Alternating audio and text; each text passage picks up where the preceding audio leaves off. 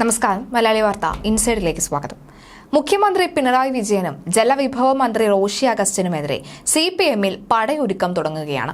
അതീവ രഹസ്യമായി മുഖ്യമന്ത്രിയും ജലവിഭവ മന്ത്രിയും ചേർന്ന ജല അതോറിറ്റിയിൽ നടപ്പിലാക്കുന്ന 2511 കോടി രൂപയുടെ പദ്ധതിയിലാണ് പാർട്ടിയും സർക്കാരും നേർക്കുനേർ നിൽക്കുന്നത്. ഒരു കാരണവശാലും പദ്ധതി നടപ്പിലാക്കാൻ സമ്മതിക്കില്ല എന്ന വാശിയിലാണ് ജല അതോറിറ്റിയിലെ CPM സംഘടന.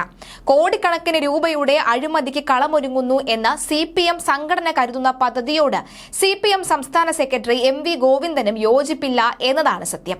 കൊച്ചി, തിരുവനന്തപുരം നഗരങ്ങളിൽ മുഴുവൻ സമയവും ശുദ്ധജലം ലഭ്യമാകുന്നതിന് ADB സഹായത്തോടുകൂടി നടപ്പാക്കുന്ന 2511 കോടി രൂപയുടെ പദ്ധതിക്കെതിരെയാണ് അതോറിറ്റിയിലെ ഇടത് യൂണിയനുകൾ രംഗത്തെത്തിയത്. ഇതോടുകൂടി ജല അതോറിറ്റി പ്രതിസന്ധിയിലായിരിക്കുകയാണ്. പദ്ധതിയുടെ മറവിൽ സ്വകാര്യവൽക്കരണം നടപ്പാക്കാനാണ് ജല അതോറിറ്റി ശ്രമിക്കുന്നത് എന്ന് CPM പറയുന്നു. ശക്തമായ സമര പരിപാടികളുമായി മുന്നോട്ടു പോകുമെന്നും യൂണിയനുകൾ അറിയിച്ചിട്ടുണ്ട്. വിഷയം ജല അതോറിറ്റി മാനേജ്മെന്റിന്റെ ശ്രദ്ധയിൽപ്പെടുത്തിയിട്ടും അവഗണിച്ചു എന്ന് നേതാക്കൾ തന്നെ ആരോപിക്കുന്നുണ്ട്. അതേസമയം യൂണിയനുകളുടെ ആരോപണങ്ങളിൽ കഴമ്പില്ല എന്നും ജനങ്ങളുടെ ശുദ്ധജലക്ഷാമം പരിഹരിക്കാനാണ് പദ്ധതി നടപ്പാക്കുന്നത് എന്നും മന്ത്രി റോഷി അഗസ്റ്റിൻ തന്നെ പറയുന്നു.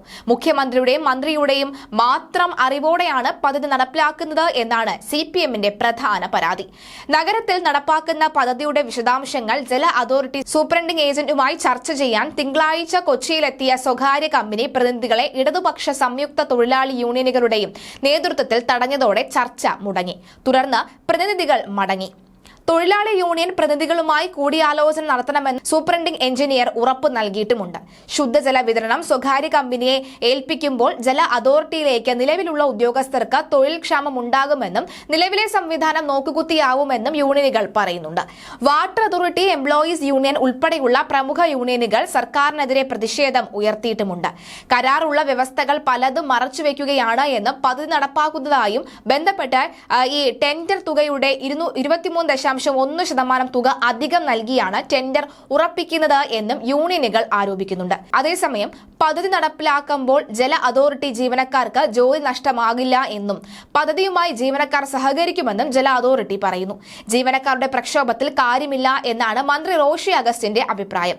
ജനങ്ങളാണ് തനിക്ക് വലുതെന്നും അദ്ദേഹം പറയുന്നു. ജല അതോറിറ്റി കടുത്ത പ്രതിസന്ധിയാണ് അനുഭവിച്ചുകൊണ്ടിരിക്കുന്നത്. മാനേജ്മെന്റ് തലത്തിലെ മുതിർന്ന ഉദ്യോഗസ്ഥരുടെ അഭാവവും സാമ്പത്തിക ബാധ്യതയും കാരണം ജല അതോറിറ്റി പ്രതിസന്ധിയിലായിരിക്കുകയാണ്.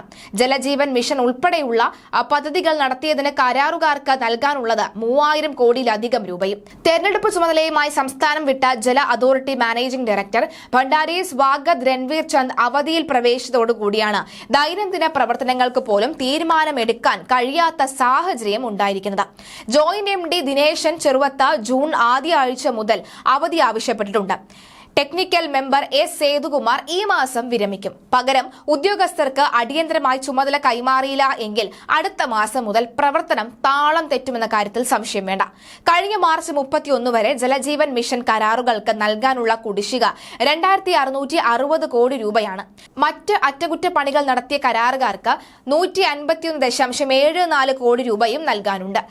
ഇതിനു പുറമെ സ്റ്റേറ്റ് പ്ലാൻ പ്രകാരമുള്ള കരാറുകാർക്ക് 11,787 കോടിയും നൽകാനുണ്ട്. നബാർഡ് ഉൾപ്പെടെയുള്ള പദ്ധതികൾക്ക് ആകെ 52.39 കോടി രൂപ കുടിശ്ശിക ഉണ്ട്. അതേസമയം ജൽജീവൻ മിഷന്റെ പ്രവർത്തനങ്ങൾ 2025 മാർച്ച് വരെ നീട്ടിക്കൊണ്ട് കേന്ദ്ര സർക്കാർ വിജ്ഞാപനം പുറപ്പെടുവിച്ചു. കേന്ദ്ര വിഹിതത്തിന്റെ ആദ്യഘട്ടമായ 292 കോടി രൂപ അക്കൗണ്ടിൽ എത്തുകയും ചെയ്തു. ഇതിൽ 27 കോടി രൂപ പൊതുമരാമത്ത് വകുപ്പിന് നൽകി. ബാക്കി തുക കരാറുകാരുടെ അക്കൗണ്ടിലേക്ക് എത്തുമെന്ന് അധികൃതർ അറിയിച്ചു. സംസ്ഥാന വിഹിതമായ 292 കോടി രൂപ ഒരാഴ്ചയ്ക്കുള്ളിൽ ലഭിക്കുമെന്നാണ് പ്രതീക്ഷ. കഴിഞ്ഞ മാർച്ച് 21 വരെ 4676.68 കോടി രൂപ സംസ്ഥാന വിഹിതമായും 4635.54 കോടി രൂപ കേന്ദ്ര വിഹിതമായും ജലജീവൻ മിഷൻ ലഭിച്ചിരുന്നു. മാനേജിംഗ് ഡയറക്ടർ ഭണ്ഡാരി സ്വാഗത് രൺവീർ ചന്ദ് അവധിയിൽ പ്രവേശിച്ചതിന് പിന്നാലെ ജോയിന്റ് MDയും അവധിയെടുത്തതോടുകൂടിയാണ് ജല അതോറിറ്റിയിൽ നാഥനില്ല കളരിയായി മാറിക്കൊണ്ടേയിരിക്കുന്നത്. എന്തായാലും നിലവിലെ സാഹചര്യത്തിൽ അധിക ചുമതല വരാനുള്ള സാഹചര്യമുണ്ട്. ജല അതോറിറ്റി ധനകാര്യ വിഭാഗത്തിന്റെ കാര്യങ്ങൾ ബോർഡ് യോഗത്തിൽ അവതരിപ്പിക്കേണ്ട അക്കൌണ്ട് മെമ്പറും തസ്തിക 2021 മുതൽ ഒഴിഞ്ഞുകിടക്കുകയാണ്. ജൽജീവൻ, മറ്റ് പ്രൊജക്ടുകൾ എന്നിവയുടെ ഫണ്ട് വിനിയോഗം അടക്കം നടത്തേണ്ടത് അക്കൌണ്ട് മെമ്പറാണ്. എന്നാൽ ഇതൊന്നും സർക്കാരിനെ ബാധിക്കുന്നതേയില്ല. എല്ലാ ഗ്രാമീണ ഭവനങ്ങളിലും കുടിവെള്ളം എത്തിക്കുന്നതിനുള്ള ജൽജീവൻ മിഷൻ പദ്ധതി നടത്തിപ്പിൽ കേരളം പിന്നിലാണ്. കഴിഞ്ഞ മാർച്ച് 31 കാലാവധി അവസാനിച്ചപ്പോൾ കേരളം 31ാം സ്ഥാനത്താണ് ഉണ്ടായിരുന്നത്. ഇതിനാൽ വലിയൊരു വിഭാഗം പദ്ധതിയിൽ ഉൾപ്പെട്ടിട്ടില്ല. എന്നാൽ 2024 മാർച്ച് 15 ശേഷം വിളിക്കുന്ന ടെൻഡറുകളൊന്നും ജൽ ജീവൻ മിഷനിൽ ഉൾപ്പെടുന്നില്ല എന്നും പദ്ധതി കാലയളവിനുള്ളിൽ പൂർത്തിയാക്കിയ പ്രവൃത്തികൾക്ക് മാത്രമേ കേന്ദ്രവിഹിതമായ 50% നൽകുകയുള്ളൂവെന്നും കേന്ദ്ര സർക്കാർ അറിയിച്ചിട്ടുണ്ട്. 44,714.79 കോടി രൂപയാണ് കേരളത്തിൽ അടങ്കൽ തുകയായി വെച്ചിരിക്കുന്നത്. 2024 ഏപ്രിൽ 1 വരെ കേന്ദ്ര സർക്കാർ 4,635.64 കോടി നൽകി. എന്നാൽ സംസ്ഥാനം 4,376.68 കോടി മാത്രമാണ് അനുവദിച്ചത്. ഈ സാമ്പത്തിക വർഷം കേന്ദ്രം 2,092 കോടി രൂപ കൂടി മുൻകൂർ അനുവദിച്ചിട്ടും 2024-25 സംസ്ഥാന ബജറ്റിൽ 550 കോടി മാത്രമേ വകയിരുത്തിയിട്ടുള്ളൂ. ഇനി 35,522.3 കോടി രൂപ കൂടി ഉണ്ടെങ്കിൽ മാത്രമേ പദ്ധതി പൂർത്തിയാകാനാവൂ. ഇതിന്റെ 50% തുക കേന്ദ്രം നൽകും. പദ്ധതിയുടെ കാലാവധി കുറഞ്ഞാൽ 3 വർഷം കൂടി ദീർഘിപ്പിക്കുകയും സംസ്ഥാന വിഹിതമായി 17,500 കോടിയെങ്കിലും കണ്ടെത്തുകയും ചെയ്താൽ മാത്രമേ കേരളത്തിൽ പദ്ധതി പൂർത്തീകരിക്കാൻ സാധിക്കുകയുള്ളൂ. കേന്ദ്രം അനുവദിച്ച 292 കോടി മുൻകൂർ അനുവദിച്ചിട്ടും 30,000 കോടിയോളം രൂപ കരാറുകാർക്ക് കുടിശ്ശികയാണ്. രൊക്കം പണം ലഭിക്കുമെന്ന പ്രതീക്ഷയിൽ പണികൾ ഏറ്റെടുത്ത കരാറുകാർ പണികൾ ഉപേക്ഷിച്ചു തുടങ്ങിയിരിക്കുകയാണ്. വെട്ടിപ്പൊളിച്ച റോഡുകളിൽ പൈപ്പുകൾ സ്ഥാപിച്ച് ഗതാഗത യോഗ്യമാക്കാൻ പോലും കരാറുകാർക്ക് കഴിയുന്നില്ല എന്നതാണ് സത്യം. ഓവർഹെഡ് ടാങ്കുകൾ, ഗ്രീജ്മെന്റ് പ്ലാനുകൾ തുടങ്ങിയവയാണ് ഇനി നിർമ്മിക്കാനുള്ള പ്രധാന പണികൾ. അവ നിർമ്മിക്കുന്നില്ല എങ്കിൽ ഇപ്പോൾ സ്ഥാപിച്ചിട്ടുള്ള പൈപ്പുകൾ അനാഥാവസ്ഥയിലാകും. പൈപ്പിടാൻ കുഴികൾ എടുക്കുന്ന റോഡുകൾ തോടുകളാകും. ജൽജീവൻ പദ്ധതി യഥാസമയം പണം കണ്ടെത്തി പൂർത്തിയാക്കണമെന്നാണ് വാട്ടർ അതോറിറ്റി കോൺട്രാക്ട് അസോസിയേഷൻ ഭാരവാഹികൾ ആവശ്യപ്പെട്ടുകൊണ്ടിരിക്കുന്നത്. അതേസമയം സർക്കാർ കരുതലോടെയാണ് നീങ്ങുന്നത്. ADB വിവാദം പുറത്തായതോടുകൂടി മുല്ലപ്പെരിയാർ വിഷയം ചർച്ചയാവുകയാണ് സർക്കാർ. എക്കാലത്തെയും സെൻസിറ്റീവ് വിഷയമാണ് മുല്ലപ്പെരിയാർ. മുല്ലപ്പെരിയാറിൽ പുതിയ ഡാം നിർമ്മാണത്തിന്റെ വിശദ പദ്ധതി റിപ്പോർട്ട് ഇറിഗേഷൻ വകുപ്പ് 1 മാസത്തിനകം പൂർത്തിയാക്കും. ഡാമിന്റെ ഡിസൈൻ തയ്യാറാക്കൽ നേരത്തെ പൂർത്തിയാക്കിയിരുന്നു. ഇപ്പോഴുള്ള ഡാമിന്റെ 1200 അടി താഴ്ഭാഗത്തായി നേരത്തെ സർവേ ചെയ്ത സ്ഥലത്തിൽ അനുയോജ്യമായ രീതിയിലാണ് പുതിയ ഡിസൈൻ തയ്യാറാക്കിയത്. മുല്ലപ്പെരിയാറിൽ പുതിയ ഡാമിൽ 2011 ആദ്യ DPR തയ്യാറാക്കിയിരുന്നുവെങ്കിലും തുടർ നടപടി നീണ്ടുപോയി. 600 കോടിയിലേറെ രൂപ ചെലവ് പ്രതീക്ഷിച്ചിരുന്ന നിർമ്മാണത്തിൽ പുതുക്കിയ TPR പ്രകാരം 1,200 കോടിയിലധികം ചെലവ് വരും. TPR തയ്യാറാക്കിയ ശേഷം കേന്ദ്ര വനം പരിസ്ഥിതിയിൽ മന്ത്രാലയത്തിന്റെയും അനുമതിക്ക് സമർപ്പിക്കും. പരിസ്ഥിതി അനുമതി പ്രധാനമായതിനാൽ വിശദ TPR അനിവാര്യമാണ് എന്നതാണ് മറ്റൊരു വാസ്തവം. മുല്ലപ്പെരിയാർ ഡാമിന്റെ 366 മീറ്റർ താഴെയാണ് കേരളം പുതിയ ഡാമിനായി കണ്ടെത്തിയ സ്ഥലം. പരിസ്ഥിതി ആഘാത പഠനം, വനം വന്യജീവി വകുപ്പിന്റെ അനുമതി എന്നിവ ലഭിക്കേണ്ടതുണ്ട്. പുതിയ ഡാമിന് TPR തയ്യാറാക്കുന്നത് 2ാം തവണയാണ്. 2011 തയ്യാറാക്കിയപ്പോൾ 600 കോടി രൂപയാണ് ചെലവ് കണക്കാക്കിയിരുന്നത്. അതേസമയം ചിലന്തിയാറിലെ തടയണ നിർമ്മാണവുമായി ബന്ധപ്പെട്ട കേരളത്തിന്റെ വാദം ദേശീയ ഹരിത ട്രിബ്യൂണൽ തള്ളി. നിർമ്മാണത്തിന് കേന്ദ്ര പരിസ്ഥിതി മന്ത്രാലയത്തിന് അനുമതി വേണമെന്ന് ട്രിബ്യൂണൽ പറഞ്ഞു.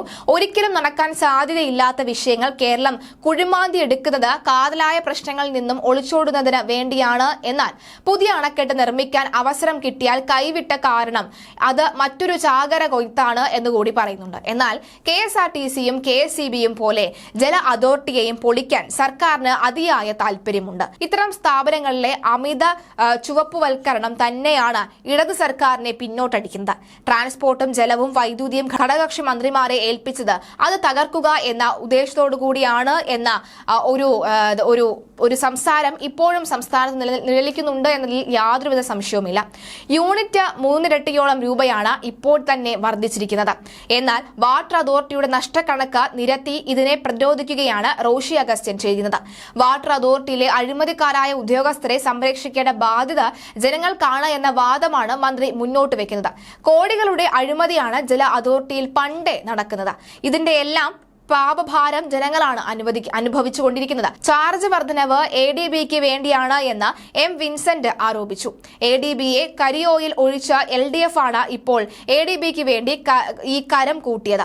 ADB ലോൺ ബാധ്യത തീർക്കാനാണ് ഈ ചാർജ് വർധനവ്. ADB നൽകിയ എസ്റ്റിമേറ്റ് അനുസരിച്ചാണ് വെള്ളക്കരം കൂട്ടിയത്. 27 ക്രമക്കേടുകൾ CITU തന്നെ ADB കരാറിൽ ചൂണ്ടിക്കാണിച്ചിട്ടുണ്ട്. പദ്ധതികൾ, അതുപോലെ തന്നെ സ്കീമുകൾ, ജീവനക്കാർ എന്നിവരുടെ എണ്ണം കൂടിയിട്ടില്ല. മെയിൻ്റനൻസ് ചാർജ് മാത്രമാണ് അധികം വരുന്നത് എന്നും MLA തന്നെ പറയുകയാണ്. മരണക്കിടക്കയിൽ കിടക്കുന്ന ആളുകളുടെ വെള്ളം കൂടി ഈ സർക്കാർ മുട്ടിച്ചില്ല എന്ന് മന്ത്രി റോഷി അഗസ്റ്റ്യൻ പറയുന്നു. അത്ര ക്രൂരമല്ല കരം കൂട്ടൽ. വെള്ളം കൊടുക്കുന്നതിൽ പിശുക്ക് കാണിക്കാറുമില്ല.